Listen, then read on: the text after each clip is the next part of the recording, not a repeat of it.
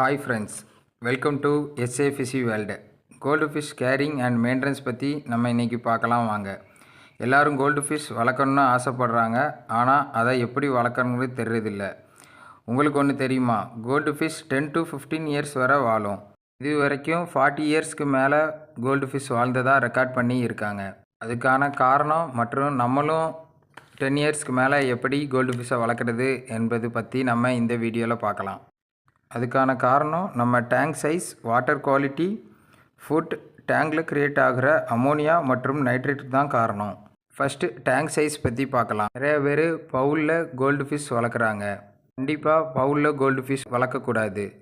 அதுக்கு நம்ம எவ்வளோ ஸ்பேஸ் கொடுக்கமோ அவ்வளோக்குள்ள அதோட ஹெல்த்துக்கு தான் நல்லது. அது மினிமம் 2 feet டேங்காவது நம்ம கோல்டு ஃபிஷ் வளர்க்குறதுக்கு கொடுக்கணும். 2 feet டேங்க் அல்லது 60 லிட்டர்ஸ் கெப்பாசிட்டி கொண்ட டேங்கில் தான் நம்ம கோல்டு ஃபிஷ் வளர்க்கணும். அதில் மினிமம் 2 to 3 பேர் வரைக்கும் வளர்க்கலாம். அது ஸ்விம் பண்ண நல்ல ஸ்பேஸ் கொடுக்கறது மூலம் நம்ம அதுக்கு நல்ல லைஃப் டைம் கொடுக்கலாம்.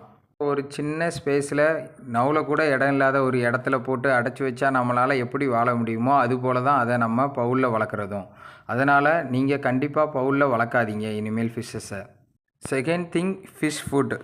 காமனாக மார்க்கெட்டில் கிடைக்கிற லோ ப்ரைஸ் ஃபுட் போடாமல் நம்ம கோல்டு ஃபிஷ்ஷுக்கு தேவையான நியூட்ரிஷன் மற்றும் ப்ரோட்டீன் அதிகமாக இருக்கிற ஃபுட்டு வாங்கி போடணும். கோல்டு ஃபிஷ்ஷுக்கு என்னென்ன ஃபுட்டு சூட்டபிள் ஆகும் அப்படிங்கிற வீடியோ நான் தனியாக ஒன்று க்ரியேட் பண்ணி போடுறேன். நெக்ஸ்ட்டு அமோனியா லெவல், அதை நம்ம எப்படி கண்ட்ரோல் பண்ணலாம் அப்படிங்கிறத பற்றியும் பார்க்கலாம். அமோனியா எப்படி வாட்டரில் ப்ரொடியூஸ் ஆகுதுன்னா, ஃபிஷ்ஷுக்கிட்ட இருந்து வர்ற கழிவுனால தான் அமோனியா ப்ரொடியூஸ் ஆகுது. ஆக்சுவலாக கோல்டு ஃபிஷ் அதிகமாக சாப்பிட்றதுனால அதிகமாக வேஸ்ட் ப்ரொடியூஸ் பண்ணோம். அதனால் அமோனியா லெவலும் அதிகமாக ஆகும். அமோனியா லெவல் அதிகமானால் ஃபிஷ்ஷோட செதில் மற்றும் அதனோட மூளையும் பாதிப்படைய செய்யும். ஃபிஷ்ஷு சீக்கிரமாக செத்தும் போகுது.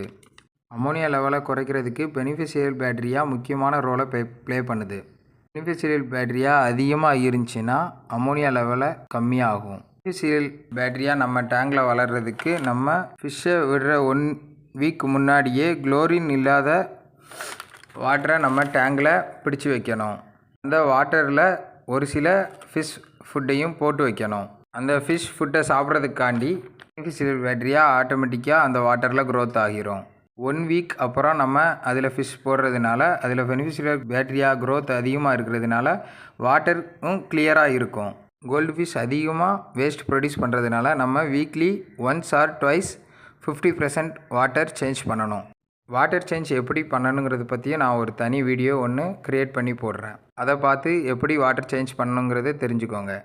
வாட்டர் சேஞ்ச் பண்ணும்போது பாட்டமில் உள்ள வாட்டரை சேஞ்ச் பண்ணுறது மூலியமாக நம்ம ஃபிஷ்ஷோட வேஸ்ட்டையும் லெவலையும் கம்மி பண்ணலாம். சைப்பன், பைப் ஆர் நார்மல் பைப் மூலியமாக நம்ம பாட்டமில் உள்ள 50% வாட்டரை சேஞ்ச் பண்ணணும். இந்த வாட்டரை சேஞ்ச் பண்ணுறது மூலியமாக நம்ம அமோனியா லெவலை கண்ட்ரோல் பண்ணலாம். அமோனியா லெவல் இன்க்ரீஸ் ஆகுதா என்பதை கண்டுபிடிக்கிறதுக்கு நிறைய கிட்ஸ்லாம் இருக்குது. நம்ம வாட்டரை கிளியராக வச்சுக்கிறது மூலியமாகவே நம்ம தெரிஞ்சுக்கலாம் அமோனியா லெவல் கம்மியாக இருக்குன்னு. கோல்டு ஃபிஷ்ஷோட க்ரோத்துக்கு வாட்டர் குவாலிட்டியும் ரொம்ப முக்கியம். வாட்டரோட TTS 300 to 500க்குள்ளே இருக்கணும். மேலும் கோல்டு ஃபிஷ்ஷான டிசீசஸ் மற்றும் ட்ரீட்மெண்ட்கான அப்டேட், மற்ற ஃபிஷ்ஷுகளுக்கான அப்டேட்களுக்கு நம்ம சேனலை சப்ஸ்கிரைப் பண்ணுங்கள். Thank you friends.